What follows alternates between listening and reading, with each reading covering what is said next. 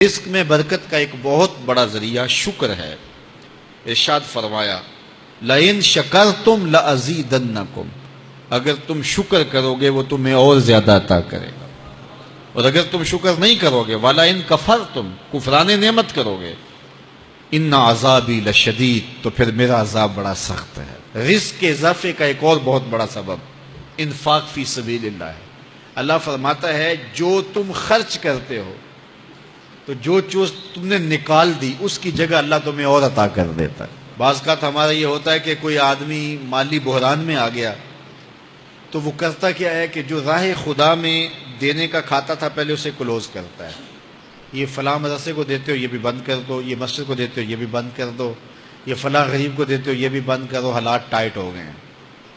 لیکن 5 گاڑیاں ہیں تو 2 گاڑیوں پہ گزارا کر لیا جائے، پیٹرول بچے، یہ نہیں ہو سکتا۔ گھر کے لچھن وہی ہیں لیکن بند کہاں سے کیا؟ جہاں سے رزق آنا تھا۔ ہمیں تو یہ حکم دیا ہے جب رزق تنگ ہونے لگے صدقہ دے کے رب سے کاروبار کر لو، صدقے سے تمہارے رزق میں اضافہ ہوگا۔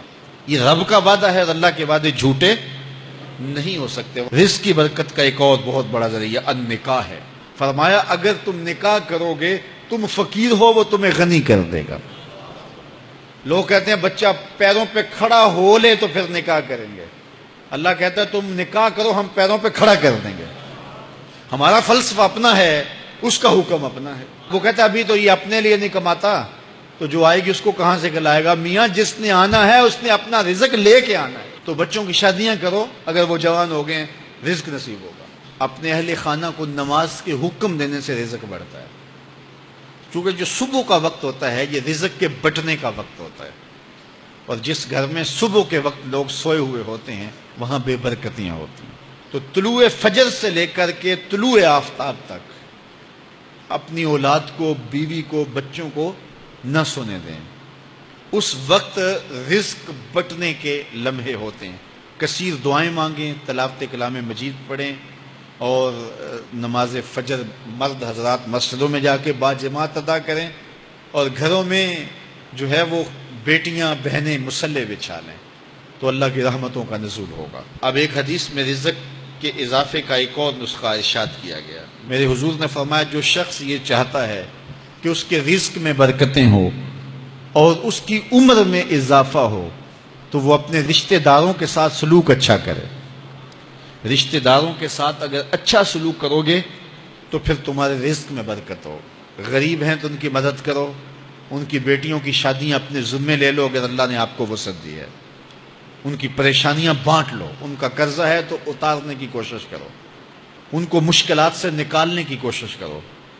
تم ان کو مشکلات سے نکالو گے اللہ تمہیں مشکلوں سے نکالے گا۔ تمہارے رزق میں بھی برکتیں ہوگی اور تمہارے مال میں بھی برکتیں ہوں گی۔ فرمایا بہتر صدقہ وہ ہے جو ناراض غریب رشتہ دار کو دیا جائے۔ اگر وہ پھنس گیا ہے، مجبور ہے، ناراض ہے، تو اس کو اگر دیں گے تمہارا نفس اس میں شامل نہیں ہوگا، تو یہ افضل صدقہ ہے جو ہر صورت میں قبول ہی قبول ہے۔ رزق کے اضافے کا ایک اور سبب الاحسان الی الضعفاء، جو کمزور لوگ ہیں ان کے ساتھ اس نے سلوک کرنا۔ الانفاق علی طلبۃ العلم، طالب علموں پہ خرچ کرنا، یہ بھی رزق میں اضافے کا سبب اور ذریعہ ہے۔ وہ حضرت بابا فرید نے کہا نا چھٹا رکن دین کا روٹی ہے۔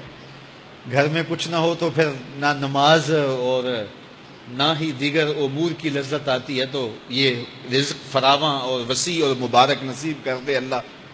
تو اس کے لیے ایک اور وظیفہ میں دیتا ہوں، اور وہ یہ کہ مغرب کے بعد 21 مرتبہ سورۃ الکوثر پڑھ لیں، کثرت ہو جائے گی انشاءاللہ۔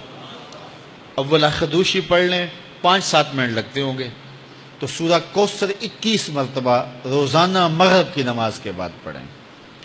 اور اگر بہت زیادہ مسائل ہیں تو ہر نماز کے بعد پڑھ لیں، تو انشاءاللہ آپ دیکھیں گے کہ گھر میں برکتیں اترتی محسوس ہوں گی، انوار کا نزول ہوتے محسوس کریں گے۔